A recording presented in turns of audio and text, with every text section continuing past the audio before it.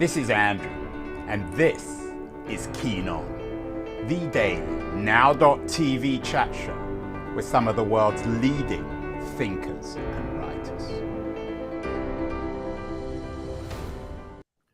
Hello, everybody. It is Wednesday, July the 26th, 2023. Yesterday, I finally did it. I went to the movies to see Barbie. I didn't really want to see it, but I'm doing a show with Olivia Rutigliano, the Lit Hub film critic, later this week on Barbie. We did one yesterday. We did one last week with Oppenheimer. So I had to see it. It was kind of interesting, I guess, in its own way.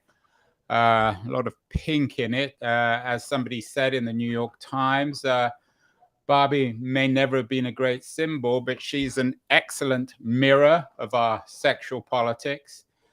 And one of the things as a mirror that most occurred to me having seen it is it's as much a film, if not more of a film, about men than it is about women.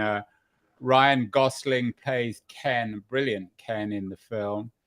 And in many ways, it's a film about not really being able to save men, the ongoing and complicated, shall we say, relations between men and women and the struggle for men to keep up with women in the early 21st century. In a sense, then, it's a movie about men not being able to be saved, which is an appropriate subject. You can buy, by the way, a doll of Ken if you want from Mattel. But the idea of men not being able to be saved is an appropriate subject for today's show because my guest, Ben Purkert, has a new novel out, The Men Can't Be Saved, a very interesting book about perhaps the role of men in early 21st century life. Ben is joining us from Jersey City. Welcome, Ben. Have you seen Barbie? I haven't. You'll have to tell me all about it. Did I pique your interest? Well, I mean, you did your part, but also I'm seeing it everywhere, right? Everyone is did you get yourself photographed in the Barbie box? I wish that Mattel would make a doll of me and then I wouldn't have to do this show. And it was interesting, the theater I saw it at, appropriately enough, in the Mission District of San Francisco, the Alamo, was full of young women. There weren't a lot of young men. We've done many shows, Ben, on men in the early 21st century. One in particular with Richard Reeves.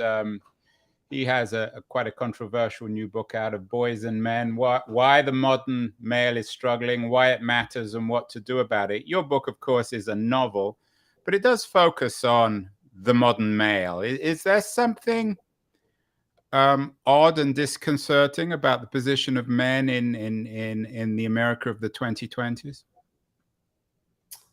Well, it's a big question.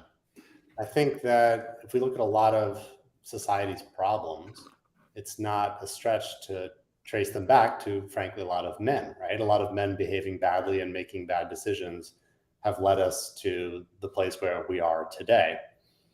My book, I'm interested in this question of can men be saved? I'm also interested in the question of can masculinity be saved? Is it salvageable? And would we even want to?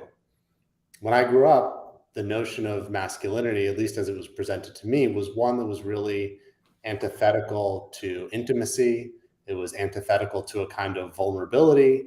And the characters in my novel, they lack those same qualities, even as they really yearn for them, right? For connection and for camaraderie and things like that. So, what I would say is I think we need to think hard about what masculinity would look like if we built it back from the ground up. Yeah, and actually, you definitely have to see Barbie because it is a film about what masculinity should or can be in the 2020s, and is a sort of a relentless attack, a critique on traditional notions of masculinity. What do you mean by it? Are you suggesting that traditional notions of masculinity are, by definition, incompatible with notions of intimacy and vulnerability? No, not by definition, but by how we've defined them. When I think about, I'll just give you a small example. Do you watch soccer? Football? I watch football, not soccer. Exactly. I figured you'd make that distinction, that correction. One of the things that struck me watching, right now the Women's World Cup is going on, but watching the Men's World Cup, it's always fascinating to me to see the displays of affection between players, whether it's like a kiss on the cheek or just a hand on the forehead, or there's just such closeness and such touch. And when you watch a lot of American athletes, pretty much in every sport, and even the US soccer team to a large extent, there's no displays of that. And is that because of homophobia? Is it because of just a fear of, getting close to other men? Is it because we just haven't had those models? So, I'm not saying that men don't deserve saving or don't deserve, or should just be sort of thrown out of our society, cast away. That doesn't work. But I do think we need to think hard, particularly men, about how we contribute to the ways in which these notions of masculinity perpetuate themselves. How can we push back? The way you present it, you're suggesting that people want to be close to others. Is it conceivable, Ben, do you think, to be happy and not to have intimacy or not to be vulnerable? Is that traditional notion of masculinity, is it a lie, or was it a relic of a different moment in history? Well, no man is an island, right? And I think that in the US, we have this obsession with the rugged individual, this idea of the Lone Ranger, the man who goes off on their own. And, I don't know to what extent any of those archetypes ever prove true, right? Like the self-made man, you zoom out, well, not self-made, right? There's people around him, and there's a support network, and there's always a larger story. So why is it then that we celebrate, the single individual man? What does that mean for us? I think it's lonely. I think it's a lonely image, and a lot of what I've seen in terms of op-eds recently have been about the loneliness crisis. Women seem to just maintain and build and invest in friendships over the course of their lives, whereas men just often drift away. So I don't think it's that they have nothing to talk to each other about. I don't think it's that they are willfully letting those relationships die on the vine. I think that they maybe just don't know how. This area, I don't want to keep on going on about Barbie because it probably gets boring after a while, but the story in Barbie is the way in which women traditionally, or the traditional female of the 1950s, the traditional support network for the men, they enabled men to be cowboys, shall we say, separate. The traditional historical reading is women have moved on and men haven't. Is there any truth to that, Ben? Do you think that men are still stuck in the middle of the 20th century, that they had everything back then? They had supportive wives, they had independent lives, they had jobs, they had the dominant position in the culture and in the economy, and everything's been turned on its head, and yet men are still stuck in the past. Well, I think if you think about something like MAGA, if you think about Make America Great Again, it's entirely looking backward, right? And I think certainly that slogan, that politics does not appeal to me, but I do think that there is an appeal there that is targeted, particularly at men who, exactly as you put it, can look back a few generations or even just one generation and see certain advantages that they, whether rightly or wrongly, they feel that they no longer have. So I think that appeal, tells the story to some extent. Your book has been acclaimed, lots of nice reviews on Kirkus and on Publishers Weekly. Alexandra Kleeman noted that you nailed down the hypocrisies of modern masculinity and capitalism with the graceful hand of the poet, which you are. Your previous book was one of poetry. Was that two questions here, Ben? Firstly, was that the goal of the book, to nail down the hypocrisies of modern masculinity and capitalism? And do you see those two things intertwined, inseparable? Those are good questions. It was not the goal of the book. I don't write my poems or my fiction on the basis of an agenda, or at least an agenda that's transparent to me, right? I mean, I suppose every person, every writer has their own agenda, but I didn't sit down and say, wow, I really want to skewer masculinity, or wow, I really want to take apart capitalism. I think that my goal was simply to write the best novel that I could. I wanted to write characters who had depth, who were compelling. I wanted to write a novel that, you know, looked at the workplace specifically, the modern day branding / advertising agency, in the same way that, for example, Mad Men looked at the agency of the 1960s. I wanted to set it in the current day. But I do think that over the course of, I spent about a decade on this book. Over the course of writing the book and then revising it, it became clear to me what certain intentions I had, or what certain obsessions that I've been carrying and maybe not even aware of. So yeah, absolutely. I think the book is deeply concerned with where capitalism has led us, particularly with respect to consumerism and brand culture, and the ways in which agencies construct a frame for the products that, you know, they want to sell to us as badly as possible.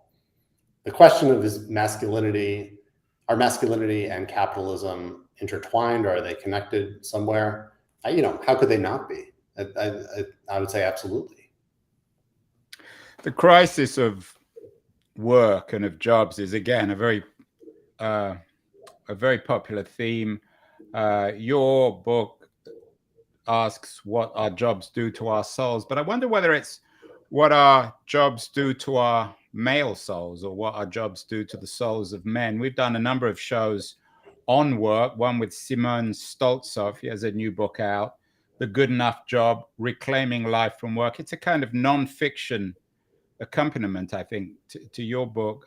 Is there something male, Ben, about being dissatisfied with the spiritual poverty of the typical workplace, of advertising, or of tech, or of banking, or of law? And perhaps women are better at compromising and are simply accepting that that's what life and work is. You know, I'm uncomfortable making generalizations like that about all women or all men in terms of their response. No, I understand, and I know there are always exceptions, of course. Yeah, I think, you know, I think the question of, because I mean, you're right? The book doesn't ask what does work do to the souls of men, but it says our souls, right? Which implies, you know, all people. I think that is a concern that doesn't just fall on men alone. I think that you know, my first job out of college was working as a tagline copywriter, just like the main character in my novel. And, you know, that working in the agency world like I did, it was fascinating to see the people who treated the job as a kind of artistry, whether it's writing a tagline or creating a logo, that we were doing the work of artists in a sense, because it is so close to art. And on the other hand, you had people who viewed it very much as just work, right? 9 to 5. Yeah, it's a logo, but I could be making a widget. It doesn't really matter. It's just another product, essentially, to be sold and consumed. And I think that worldview, or at least that mindset, is one that, you know, people of all you know, stripes and colors experience in work. Which is to say, what is the meaning of my work? Does it have substance? Am I creating brands which are effectively like a shallow exterior label, a mask in a sense? Or am I doing something deeper, something that feels more soulful, something that's more connected to my life's purpose, whatever that may be? So I think this is a question that we all face. Yeah, and it's ironic. In my conversation with Stoltzov, he's arguing that we need to reclaim our life from work. He says in his book, The Good Enough Job, that we need to reclaim our life from work, that your generation has been overpromised in college. You could get these expensive educations. You're promised to be everything and reform the world. And then you go out and get a job as a copywriter, as you say, if you're lucky. And he said, you just got to accept that work is work and meaning is in life. And in an odd way, and I talked to him about this, it's a return to the 50s. It's a return to the man in the gray suit. Simply accepting it, accepting that the counterculture in the 60s and all that promise wasn't realized. Do you think there's some truth to that? Do you think Stoltzov is right, that we simply have to accept that we're not going to get our spiritual meaning, if there is such a thing, from work itself? No, I don't think so. I think that we need to, as best we can, strive to do better. And that's not me judging anyone who takes a job for whatever reasons. There are all kinds of reasons why we take jobs that we don't find meaning in. We have to pay rent. We've got mouths to feed. We've got parents to support. I mean, sometimes you just have to take a job and you can't even entertain the question of, am I personally invested in this job or not? But if you do have the luxury of selecting a job and taking that mindset of, does this fulfill me? I don't think that the road forward is to just sort of button up that suit that you're describing and put on the tie and go to work and tough it out and then live the rest of your life as if that job is just isolated from whatever it is you're meant to do. I think we need to maybe think more deeply if we have the luxury of doing so, because I'm not sure this has led us on a great path, frankly. This meaning what? Well, I think that if you look at, I'm someone who's deeply concerned about the state of the world, whether it's climate change or whether it's inequality, whatever it is, right? I think that a lot of these issues, as I see them, are not in a small way connected to this idea of, I'm not really supposed to love my job. I may be doing a job that I actually think is ethically questionable, but hey, everyone's doing it. I need to collect a paycheck. I need to just sort of move forward and get the job, and the world will be saved or it won't be saved, and it won't have anything to do with me. And maybe I've always loved art, or I've always loved music, or I've always loved math, whatever it is. But I'm gonna just sort of bury that within myself. I don't think that's a great answer for the world and society at large, nor for the individual. So again, I'm a novelist, so I'm not here to speak in sociological terms, but that would be my concern. Well, the main character in your book is Seth, a junior copywriter. That's your fiction. Your nonfiction also focuses on a lot of these issues. You wrote a piece back last year, May, What to Do When Work Drains Your Creative Drive. Is that what happened to Seth? Tell me about this young man who's the center of your novel. Yeah. So Seth, when we meet him, he's riding high. He's just written a tagline for an obscure brand of adult men's diapers, and that tagline has gone viral. And so he sees big things for himself. He anticipates the corner office. He's going to make partner at the agency. And pretty quickly, it becomes clear to readers that through his own hubris, Seth is going to lose that job. He's going to lose it all. And we watch him spiral over the course of the novel. And the question really is he going to not only rebrand himself, is he going to get that business card back? Is he going to be able to re-identify as a copywriter in the way that he wanted to so badly at the beginning?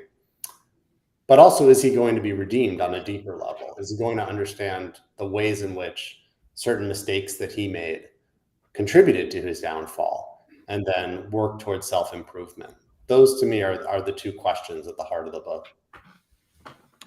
You're talking to me from New Jersey, of course. New Jersey was made famous by Philip Roth, who wrote about different kinds of young men in the 1950s.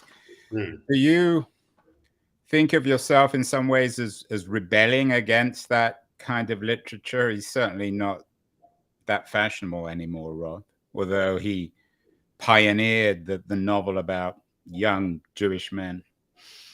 I feel compelled to mention it's also a very hot New Jersey today. It's about 95 degrees. Oh dear. And my AC is very non-functional at the moment, which is why you see me in a t-shirt. Why would it be a rebellion against someone like Roth? I'm curious.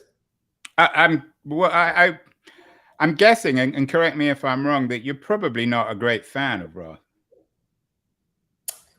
I'm not. I mean, his craft, of course, you appreciate, but I don't know what, maybe the nihilism, the sexuality of his work, the selfishness, he's someone, I think, who believed that you could be masculine and happy at the same time, and you didn't need intimacy or vulnerability. Coming back to your original remarks on that. I don't know. I don't know that. I'm not speaking for Roth. I don't know that he would have said that necessarily. I mean, I'm very interested in Roth because you can't escape him.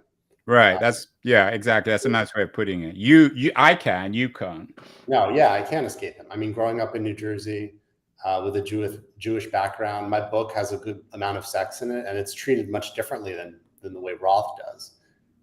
So he's a fascinating model for me, and in some ways an inspiration, but he's not, back there, right? You see like some of my favorite books that I turn to, Roth isn't there.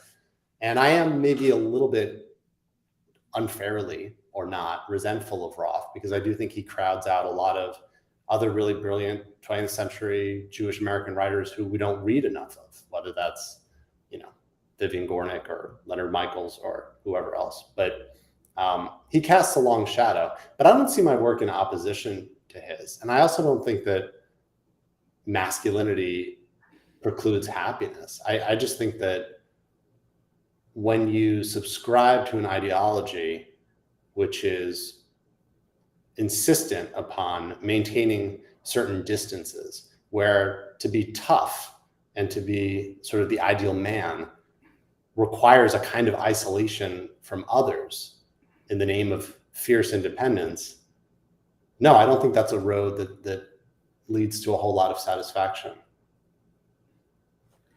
I'm not sure if Roth wrote universally or just his novels are about mostly Jewish men. You've written a lot about identity. You had one piece in Guernica on being Jewy, obviously ironic. Are you, is Seth a universal figure in the book, or is there something distinctively Jewish that could only exist with a Jewish young man from New Jersey? Yeah, and Seth is from Maryland. In the book. I apologize. Well, it's close. It is, yeah. Just down the road. Yeah. I think his being Jewish is integral to his character, particularly as the character goes through the book. At the very outset, you get the sense that Jewish identity doesn't really mean a whole lot to Seth. He has this offhanded comment about his mom wanting to have a nice car so that she can park it in the JCC parking lot and have it, have the other folks at the JCC take notice.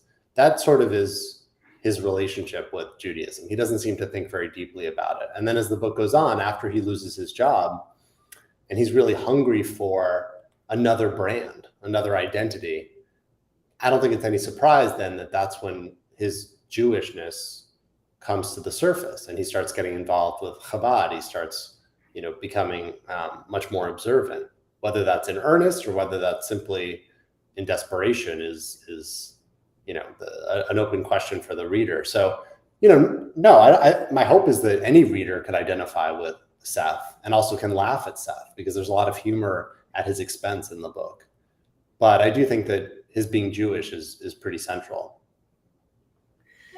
There's two, I guess, responses in some ways to being miserable at work and having a spiritual crisis, a spiritual vacuum in your life. One would be the religious way that Seth goes. The other would be politics. Maybe there are other ones too. Why does Seth go towards the Kabbalah rather than Das Kapital? I think it's because it's what's offered to him. After he's and I suppose this is a spoiler, but after he's laid off, it's not as if he embarks on a journey of meaning and spiritual discovery. He's approached by a Chabad rabbi on the street, and the rabbi offers him, dinner, and that's where it begins. I think I don't want to say anything that would crowd out a reader's interpretation, because I'm interested in allowing that relationship to exist without my interference as the author. But I do think that if Seth had been handed, that book or any other book, he likely would have taken it. It's just that this was the path that appeared to him on that particular day. I mean, that is the state of a fundamentally desperate man, right? Is like, whatever, if you're drowning, it doesn't matter what the branch is. If it's being handed to you, you reach for it. Speaking of desperate men, Ben, the other big film of the year, of the summer at least, is Oppenheimer, a very desperate kind of man. We did a show with Olivia Rutigliana last week on it. I'm doing one with her on Barbie this week. They're kind of connected. And what's interesting, I thought at least, about Oppenheimer, I'm not sure if you've seen it, is that Einstein is presented as as the wise man, as the man, not just the great physicist or scientist, but a man who understands spiritual meaning. We did a show actually last couple of weeks ago with Benjamin Cohen, who has a book, The Einstein Effect. What about science and that sort of Einstein effect of having something to believe in? I'm not sure if you've seen Oppenheimer, but it suggests that Einstein was able to see through everything. Maybe that's true, maybe it isn't. Whereas Oppenheimer, for all his scientific wisdom, wasn't able to. Is that what we're looking for? Are we all looking for an Einstein? Maybe Seth, you, me, everybody else? The person who sees through everything? Yeah. Yeah, and I haven't seen it. I'm interested in seeing it. Now you got to see them both. You see them back to back, you'll get a headache. Have you read When We Cease to Understand the World? No. Okay. Which I understand is also in conversation with Oppenheimer in terms of looking at different discoveries over the past century and a half and trying to understand different scientists and the way in which they see through things, often to their own demise or to the extreme harm of others. I think, my book is most interested in not so much the ability of men to see through things, but the ability or disability of men to see themselves clearly. I think that Seth is actually capable of saving himself. I think he is capable of redemption. He's a pretty good copywriter. He had that one good line. But I think that his fatal flaw is that he cannot see himself. He's entirely deluded about his own self-importance. And so if he were to zoom out and have a bit of perspective and to see him the way that other characters in the novel see him, then maybe his arc would look a little bit different. And that ability or inability of men to look at themselves in the mirror and assess themselves honestly is very much, I think, a question that's at the heart of the book. The Kirkus Review described the book as ironic, plangent, gritty, and ultimately spiritual. Its form, message, and medium, Ben, form and function, is the style of the writing. Is that, in a way, the message in the book? Is that grittiness, that irony? Is that what you're suggesting that young men like Seth need to become if they're to escape this horrible predicament that they find themselves in of empty lives? I think, well, there's the tone of the book, Right. I meant the tone. Sorry. Yeah. I don't think Seth is a roadmap for anyone's success. I think, if anything, he's a cautionary tale. I think that Seth is one of those people who is so invested in his job and does not really see himself outside of what it says on his business card. That's where all of his self-worth is. And in an economic environment in which you can be laid off at any moment, without really any warning whatsoever, at least here in the US, because we have such weak protections for labor. But it's dangerous. It's dangerous because you're going to lose your job potentially, and then you're going to have to figure out how you're going to deal with those expenses. But it's also dangerous on the level of the self, because in the case of my character Seth, he has no other sense of self. He is the work that he does. When he has a tagline go viral, that is, that's who he is, or at least who he wants to believe he is. And then when things go south professionally, he's a bit of a husk. And so I think that it would please me a great deal if people read the book. If people read the book, period, that would please me a great deal. But if people read the book and they re-examined their own relationship with work and the way in which they use their jobs to define themselves and the risks of doing that, it would feel to me like the book was doing a service, in addition to the service of just being, a piece of creative writing that is supposed to deliver enjoyment in and of itself.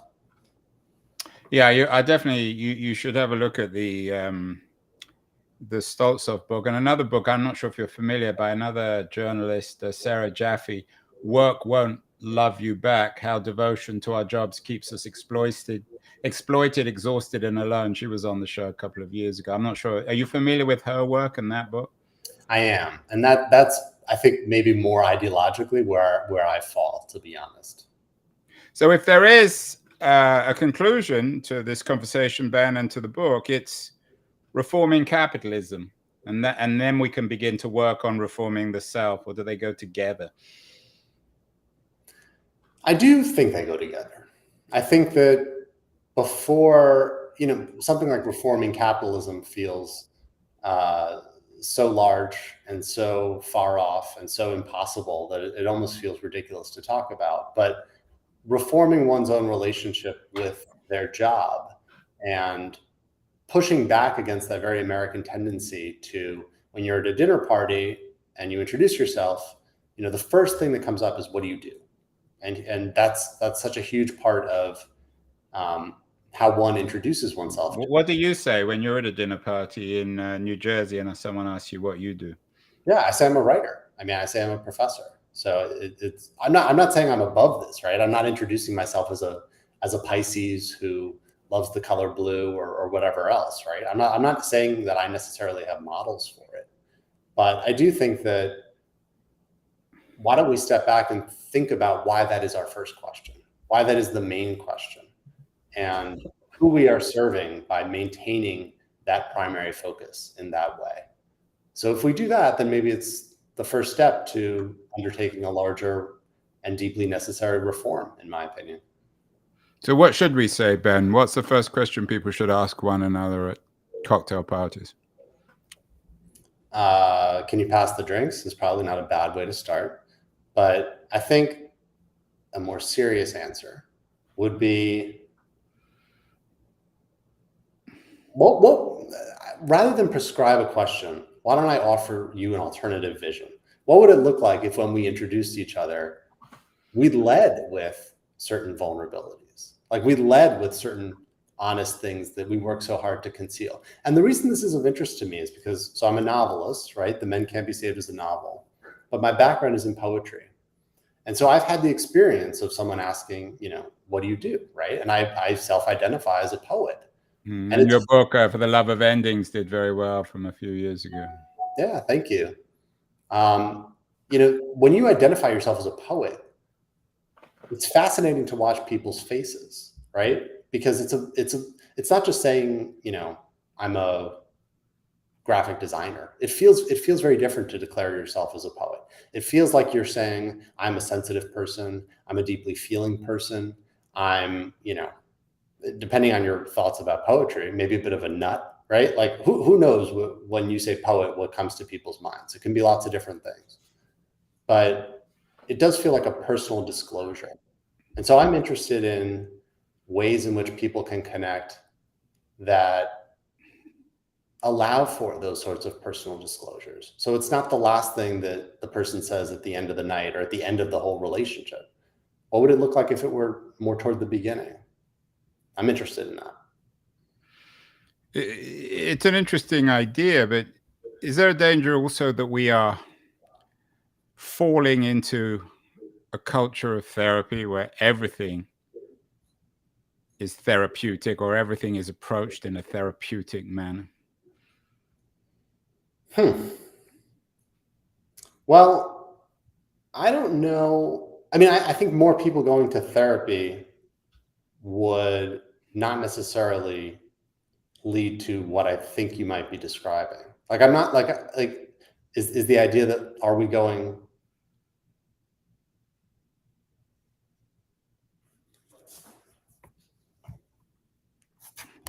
Hey, I lost you there for a second. No, go on. You've lost me. That's symbolic. I've lost you. I mean, you were talking about therapy and the dangers, maybe otherwise, of sort of slipping and sliding into a culture of therapy where everyone, when they first meet someone, are introducing themselves perhaps as a kind of therapist, professional or otherwise, or as a patient. I offer it to you more as a thought experiment, right? I'm not trying to suggest that this is really in practice what needs to happen.